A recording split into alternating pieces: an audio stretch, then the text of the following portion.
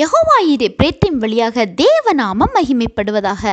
உங்களையும் வெல்கம் பண்ணுறேன். பிரியமானவர்களே, இன்றைய காலத்தில் கிறிஸ்தவர்களாகிய நாம் என்னதான் ஆண்டவரை நேசித்தாலும் நமக்குள்ள நாம் ஒரு வரையறை வச்சிருப்போம். இப்படி பண்ணாலே ஆண்டவர் எனது காரியத்தில் திருப்திப்படுவாங்க, ஆண்டவர் விரும்புவார் அப்படின்னு, நான் செய்கிறது சரிதான் அப்படின்னு நாம் நினைக்கிறோம்.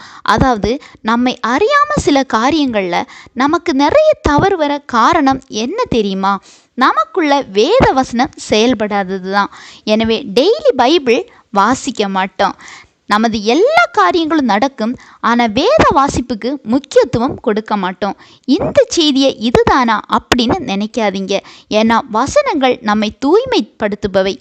ஒவ்வொரு நாளும் நாம் வாசிக்கும் வசனங்கள் ஆண்டவரால் நம்மோடு பேசப்படுபவை. வாசித்தால் மட்டும் போதாது, தினம் ஒரு வசனத்தை ஆராய்ந்து தியானிக்கும் பழக்கம் உங்களை உயர்த்தும்.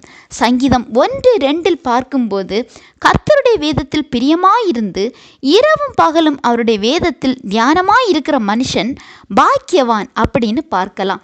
முதல்ல தியானிக்கும் போது வசனங்கள் எதுவும் புரியாத மாதிரி இருக்கும்.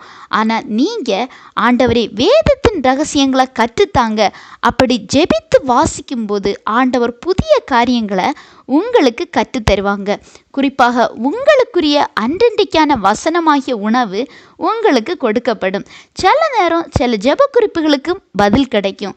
அப்படி வசனம் நம்ம கூட முழுசாக இணையும் போது ஆண்டவருக்கு பிரியமில்லாதது எது சரி தப்பு என்பதை உணரும் பக்குவம் உங்களுக்கு கிடைக்கும்.